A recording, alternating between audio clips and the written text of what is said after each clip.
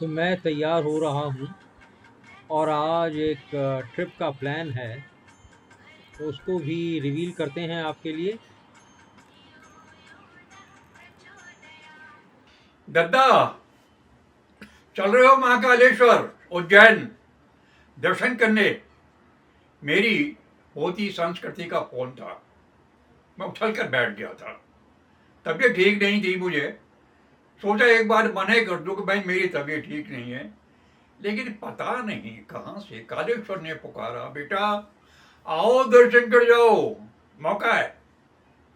मैंने कहा ज्योति, मैंने कहा बेटी चलते हैं। हाँ कह दिया था मैंने। और उसके बाद बोर्ड आना शुरू हुआ था, भाई बहुत भीड़ है, रिजर्वेशन करा लेना, ये कर लेना, वो मत करना। समझ में नहीं आया था कि उस जगह मैं 73 में जब वहां था तो इतनी हलचल नहीं थी तब। अब सडनली अचानक महाकालेश्वर में इतनी भीड़ और इतना शोर क्यों था? हर्ष का विषय था। मैं उठ खड़ा हुआ था और हम चल पड़े थे महाकालेश्वर की ओर।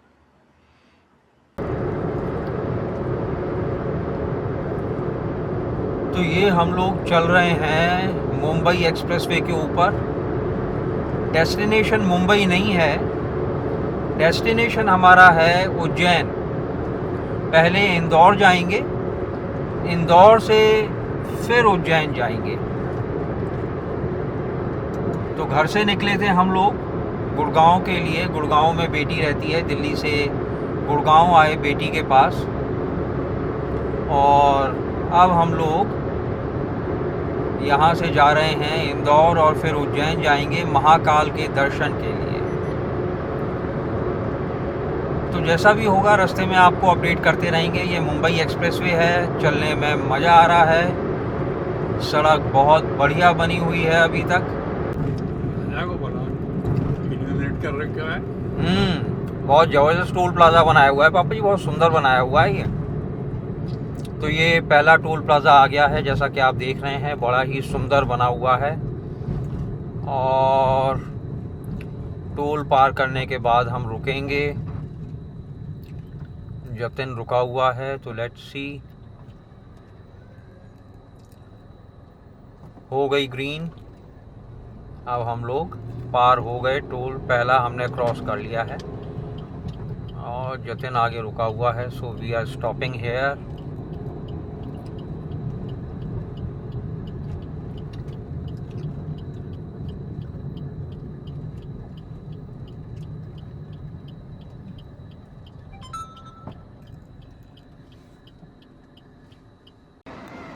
तो यहाँ रुके हैं हम लोग खाना खाने के लिए। वो जलपान ग्रहण करेंगे और उसके बाद फिर निकलेंगे अपने डेस्टिनेशन की तरफ।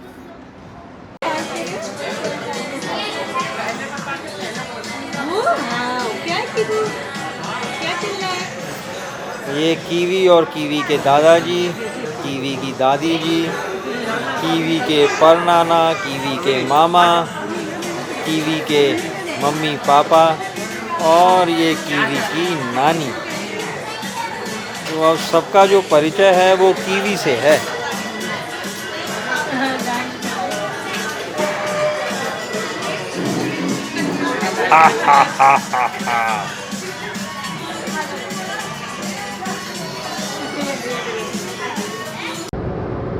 तो हम लोग खाना पीना खा के फिर से चल पड़े हैं सड़क पर, मुंबई एक्सप्रेसवे पर। And the journey continues to Indore. अब लगातार ही चलेंगे, लंबा रास्ता तय करेंगे। और सड़क बढ़िया है, पार्थ गाड़ी चला रहा है, देखते हैं दिखता है कि नहीं, थोड़ा बहुत आ रहा है कैमरे में। और हम लोग भागे चले जा रहे हैं। स्पीड अगर आप देखें तो पार्थ की 110-120 के आसपास चल रही है। और ये परमिसेबल है। मेरी वाइफ पीछे बैठी है, टीका टिप्पणी करती रहती है स्पीड के ऊपर, तो पार्थ ज़्यादा सुनता नहीं है उसकी बात। So the journey continues. बहुत ट्रैफिक है मुंबई एक्सप्रेसवे पर। आशीष पे कहाँ तक जाएंगे हम? इस पर पापा जी कोटा होते हुए जाएंगे। अब एग्जैक्ट रूट तो मुझे भी नहीं पता, बिकॉज इस पर मैं ज़्यादा आगे तक गया नहीं हूँ। बाकी देखते हैं। कोटा तक तो है ही। हाँ नहीं, कोटा से आगे भी है पापा जी, लेकिन हमारा रास्ता बदल जाएगा, फिर इंदौर की तरफ मुड़ेंगे ना हम पापा जी। हाँ, कोटा के बाद मुड़ जाएंगे। हाँ पापा जी, कैसा लग रहा है अभी तक? भाई कमाल हो गया, हाईवे अच्छा बना है। पार्किंग शार्किंग ये वो अभी तो डेवलप हो गया ये पूरा। हाँ going to be fantastic idea है यार। हाँ, ट्रैफिक बहुत हो गया है। जब हम पहले आए थे, जब शुरू हुआ था ये जयपुर के लिए, तब इतना ट्रैफिक नहीं था इस पे। हाँ, अब तो कमाल होता जा रहा है। अब ये पार्किंग बना दी है, विशाल पार्किंग बनाई है, बहुत बढ़िया। नया आइडिया है बिल्कुल। बिल्कुल। देश उठ रहा है, देश चल रहा है। अब होगी प्रगति, अभी अब देश ऊपर जाएगा। कीवी के दादाजी ये भी इंतज़ार कर रहे हैं कि कीवी सो जाए। ये देखो, कीवी के पापा, कीवी की नानी, कीवी की दादी और कीवी की मम्मी, यहाँ सब कीवी के इंतज़ार में हैं। मामा को तो दिखाओ, मामा क्या। हाँ, मामा को दिखाया, वो दूर लेके घूम रहा है। वो देखो कीवी का मामा।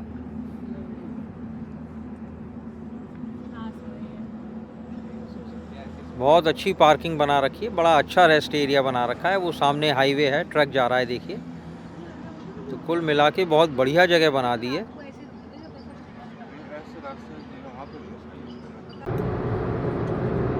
So good morning everybody. रात से सुबह हो गई चलते चलते, और मुंबई एक्सप्रेसवे पे दोबारा आए हैं हम लोग। बीच में एक जगह से बंद था, कुछ काम चल रहा था, तो उन्होंने डाइवर्जन दिया हुआ था। एक बड़े ही अजीब से रास्ते से हम लोग निकल के आए हैं। बड़ा ख़राब रास्ता था, राम राम करके निकले वहाँ से, और अब दोबारा हम लोग मुंबई एक्सप्रेसवे पे आ गए हैं। We are heading towards Kota now. Kota से फिर इंदौर जाएंगे। तो विशेष लक। एक बार तो ऐसा लगा था पता नहीं कितना टाइम लग जाएगा, लेकिन मुंबई एक्सप्रेसवे पे दोबारा आने के बाद में थोड़ा सा राहत आई है। ये चंबल नदी का पुल है और साथ में चंबल नदी है। चंबल नदी का पानी ऐसा माना जाता है कि बड़ा उग्र स्वभाव का है। आप अगर देख पाएँ चंबल नदी को, ये है चंबल नदी। अगर पार्स रोक लो थोड़ा तो मैं उतर के बनाऊं। ये देखिए, ये चंबल नदी है, ये चंबल नदी है। उतर के बनाता हूँ। तो ये चंबल नदी का विस्तार आप देखिए। चंबल नदी में इस वक्त भी बहुत पानी है। देखिए, अगर आप देख पाएँ, ये चंबल नदी का विस्तार है, चंबल नदी का ये पुल है। और चंबल नदी में घड़ियाल भी बहुत पाए जाते हैं, मगरमच्छ बहुत पाए जाते हैं।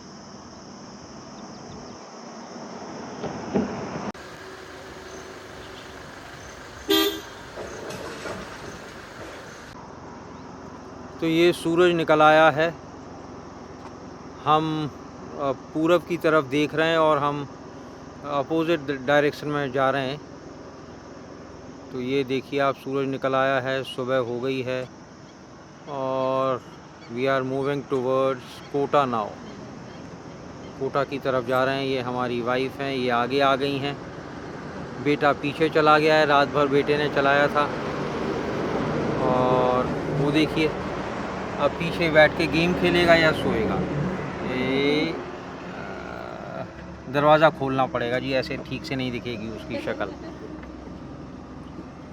ये देखिए, पूरी रात गाड़ी चलाई है। थैंक्स पार्थ, 10:30 बजे से 5:30। मज़ा आ गया भाई। अब मैं चलाऊंगा मुंबई एक्सप्रेसवे पे। सारा गंदा रास्ता इसने निकाल दिया। और पापा आ जाएं बस, फिर चलते हैं। तो कैसा रहा पापा जी? बाल बाल बचे अंधेरे में यार, इतना गंदा सड़क था। हाँ भाई साहब बस बच ही गए। हाँ जी, मज़ा आ गया। हाँ ये तो है। अब मज़ा आ गया। चलो कोई बात नहीं। चलो बैठो आस्था जी, आ रहे भाई। चलो चलते हैं अब, बैठो। चलें पार्थ?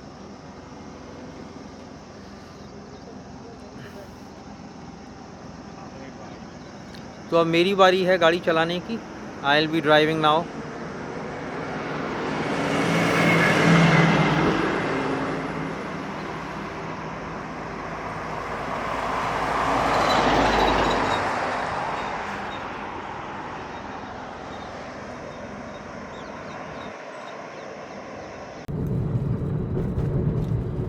तो ये दोस्तों हम लोग जा रहे हैं झालावाड़ की तरफ, और ये रास्ता इंदौर भी जाता है।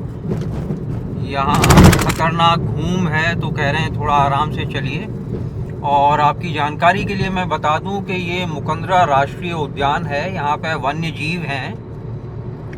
और आप देख भी पा रहे होंगे दोनों तरफ बहुत ही घना जंगल है।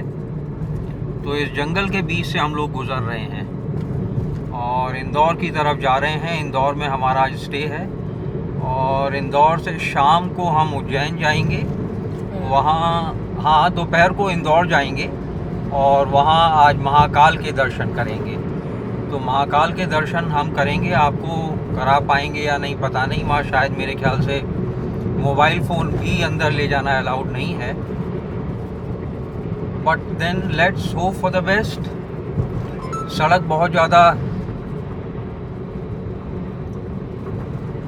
मतलब चौड़ी नहीं है, पतली है, दुर्घटना संभावित क्षेत्र है। मेरी वाइफ थोड़ा सा पैनिक कर रही है, तो कैमरे को अब मैं बंद करूंगा, आपसे फिर दोबारा बात करूंगा। अभी गाड़ी की ड्राइविंग पे थोड़ा सा ध्यान दे लेता हूं। आई होप आप ये पवन चक्की देख पा रहे होंगे। इस तरह की पवन चक्कियाँ यहाँ कई सारी लगी हुई हैं, अलग अलग बहुत सारी लगी हुई हैं। तो इनसे भी बिजली बनती है। टेक्निकल डिटेल तो मैं आपको नहीं बता पाऊँगा, but suppose to be a good source of generating electricity. और ये जो सड़क है ये मुंबई एक्सप्रेसवे से उज्जैन के लिए हम जा रहे हैं, और इंदौर भी इसी से जाएंगे।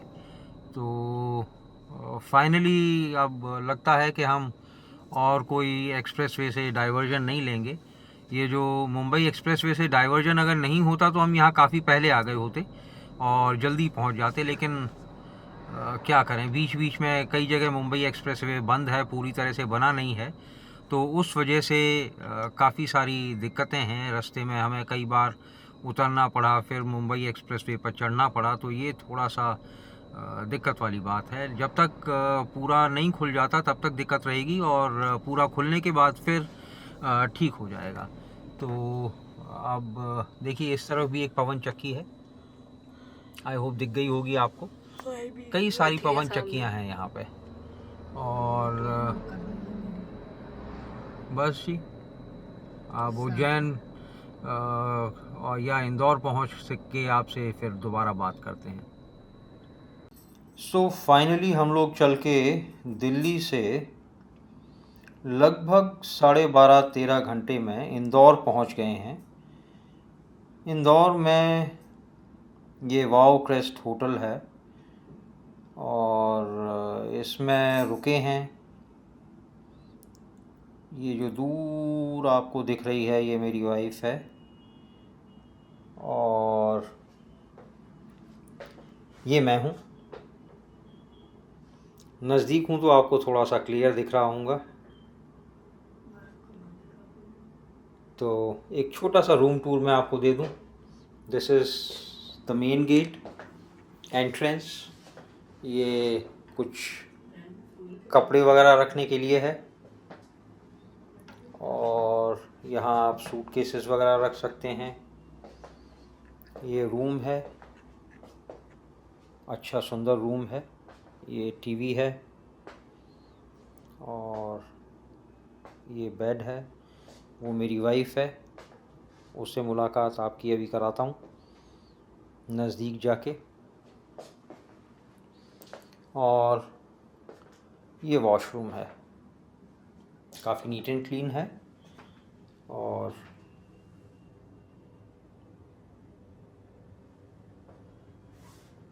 साफ़ सुथरा है, अच्छा है। तो कुल मिला के दिस इज़ द रूम। यहाँ से अभी थोड़ी देर में निकलेंगे।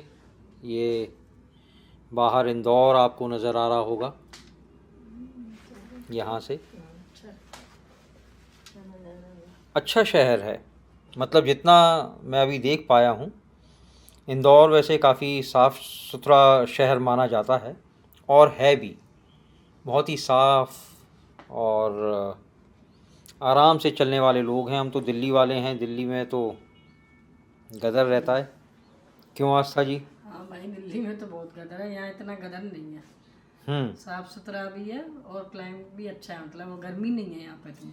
अरे गर्मी तो आपको यहाँ नहीं लग रही? नहीं, यहाँ भी बहुत ठंडा, पर इतनी गर्मी नहीं है। हमारी तरफ ज़्यादा गर्मी है, कम है यहाँ पे गर्मी। चलो, तो हम लोग अब यहाँ से थोड़ी देर में निकलेंगे उज्जैन के लिए, महाकाल के दर्शन करेंगे। 12 से 13 घंटे लग गए। क्योंकि रेस्ट भी ये होगा ना, बीच में 1-2 घंटे का तो ब्रेक भी होता है ना खाने पीने का। 11 घंटे तो लगने ही लगने हैं। बिल्कुल। और रास्ता ऑलमोस्ट ही ठीक था सब। So this is it. अब चाय बना, कुछ पेड है, कुछ अनपेड है, और बस इतना ही। Bombay expressway the best way, नया फैंटास्टिक। लेकिन रास्ते में जो मुश्किल आई, ओहो बाप रे बाप। चलो anyway, it is on the game. और यहाँ इंदौर, कभी इतना सा इंदौर था, छोटा सा। आज तो इंदौर होटल इज फैंटास्टिक यार, होटल लग्जरी।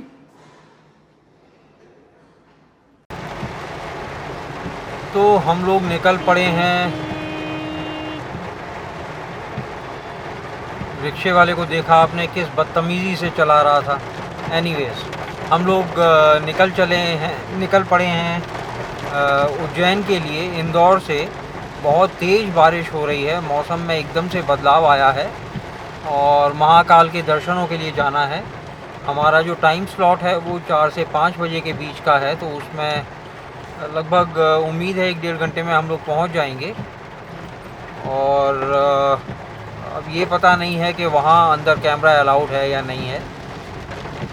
अगर अलाउड होगा तो मैं आपको कुछ तस्वीरें दिखा पाऊँगा, अगर नहीं अलाउड होगा तो नहीं दिखा पाऊँगा। बहरहाल इंदौर का नज़ारा बहुत बढ़िया है, बारिश हो गई है, मौसम अच्छा है।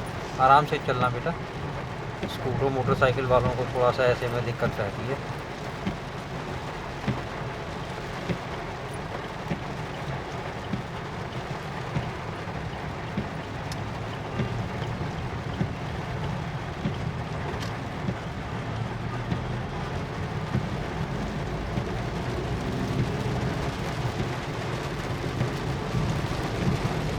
चलना आराम से, अपने तेरे पास मैप तो है ही।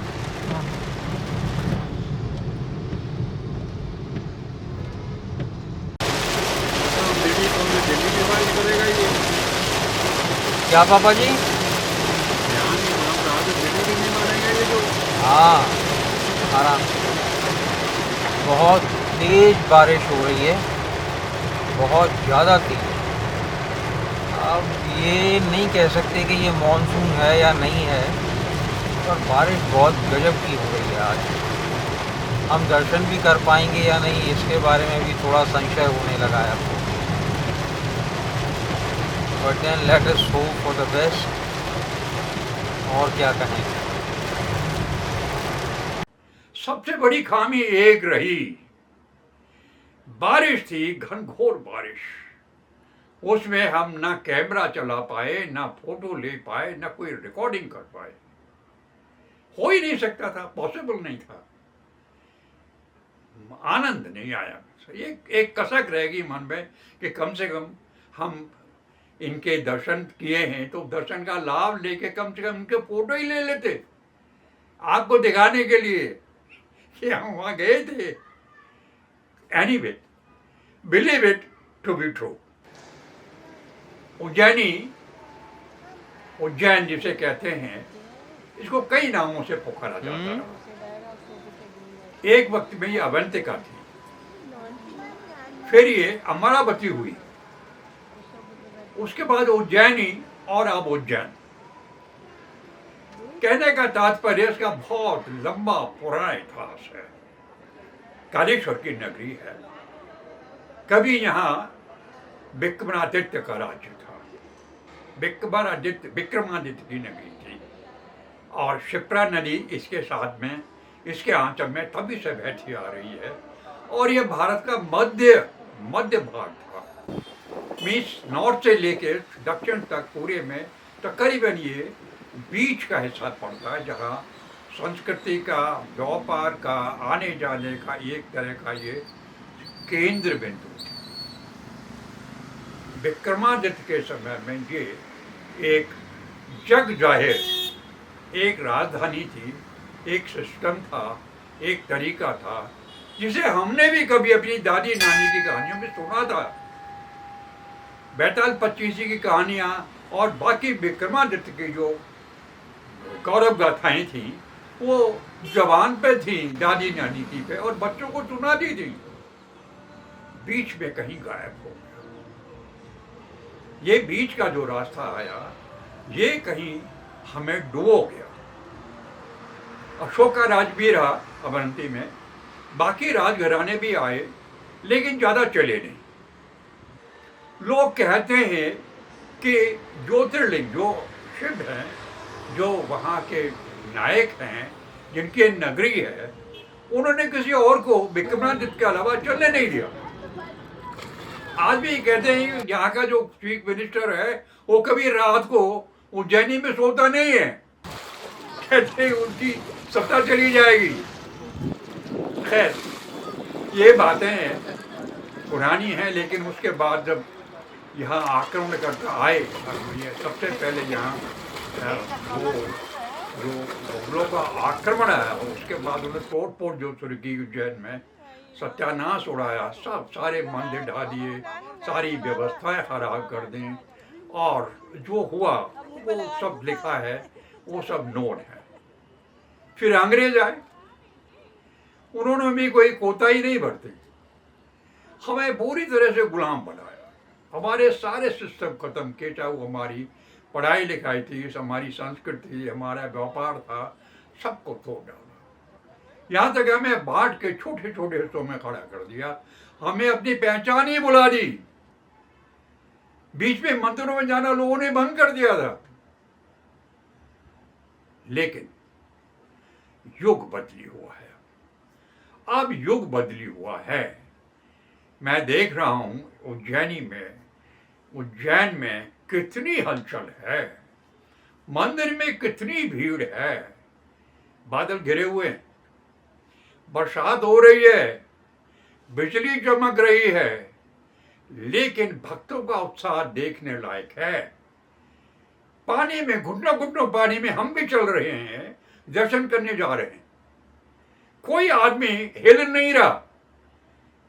आपने जहां उसका नंबर है वहां जाके खड़े होकर दर्शन का इंतजार कर रहा है, दर्शन की लाइन में आगे चल रहा है, आनंद आ रहा है, प्यार बरस रहा है, महाकालेश्वर का आशीर्वाद बरस रहा है। मंदिर के सामने पहुंचे हैं, बड़ी भक्ति भाव से हमने दर्शन किए, बहुत सुकून मिला, बहुत बड़ा आशीर्वाद मिला, प्रसाद मिला। बाहर निकले वही रौनक थी, वही आभा मंडल था, वही सब कुछ था। लगा ये नया भारत था, लगा अब शायद हम गुलामी की जंजीरों से आज़ाद हो गए हैं, अब हम अपने देश को पहचान रहे हैं, अपने ज्योतिर्लिंगों को पहचान रहे हैं।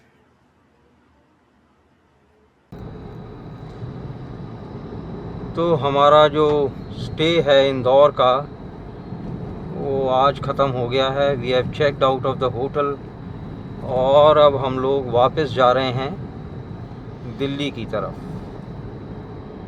सामने वाली गाड़ी में कीवी जा रही है, और इस गाड़ी में हम हैं। पार्थ गाड़ी चला रहा है, जब थक जाएगा तो मुझे देगा, उससे पहले अब ये मुझे गाड़ी नहीं चलाने देता, क्या करें। चलो, बाकी इंदौर बहुत अच्छा और साफ़ सुथरा शहर है, साफ़ सफाई तो कमाल की है भाई। हम दिल्ली वालों को थोड़ा साफ़ रहने की आदत इंदौर वालों से सीख लेनी चाहिए, would be a little better. तो इंदौर से निकल आए थे हम लोग, और इंदौर से निकलने के बाद में फिर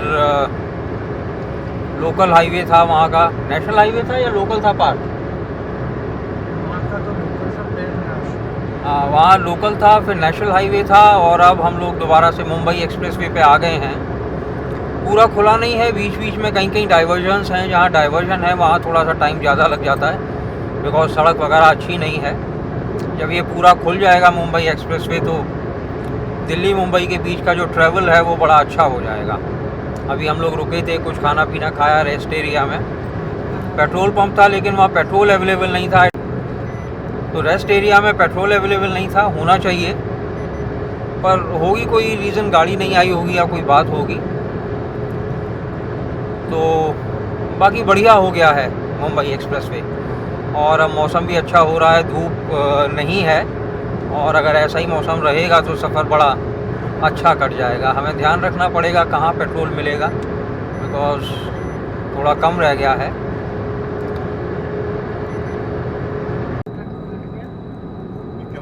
एक्सीडेंट हो गया है, लगता है कोई ट्रक पलट गया है। सारी सब्जी गिर गई। तो ये होता है, अब सीधा करना पड़ेगा ये।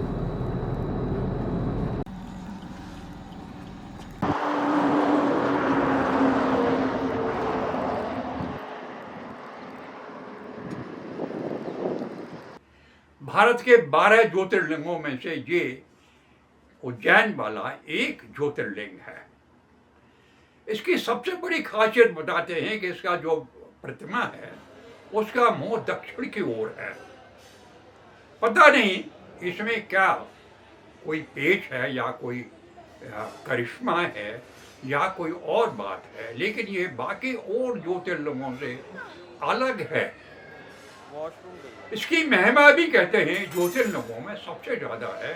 ये महाकाल की नगरी है, शिव की नगरी है। शिव अभी भी यहाँ जागृत है, ये बिलीफ है लोगों का। इसलिए अब फिर से ज्योतिर्लिंग के दर्शन और महाकाल की नगरी में अभी इतनी भीड़ है दर्शकों की, श्रद्धालुओं की, कि मैं आपको बता भी सकता। हमें भी डराया था लोगों ने, 4-4, 5-5 घंटे की लाइन में खड़ा होना पड़ता है, लेकिन पता नहीं महाकाल की क्या कृपा थी या वो बारिश का करिश्मा था, इतने अच्छा दर्शन में हुआ, आनंद आ। आगे मैं यही कहूँगा, भारत अभी जाग रहा है, हम अभी लौट रहे हैं। अब हमें अपना विगत याद आ रहा है, अब हम खोजेंगे अपने व्यक्तित्व को, वहीं पहुंचेंगे जहां हम थे। आप सबसे विनम्र निवेदन है कि अगर आपको वीडियो अच्छा लगा तो प्लीज़ उसको लाइक कर दीजिएगा, अपने फ्रेंड्स, फैमिली, रिलेटिव्स के साथ शेयर कर दीजिएगा, और हमारे चैनल को सब्सक्राइब भी कर दीजिएगा।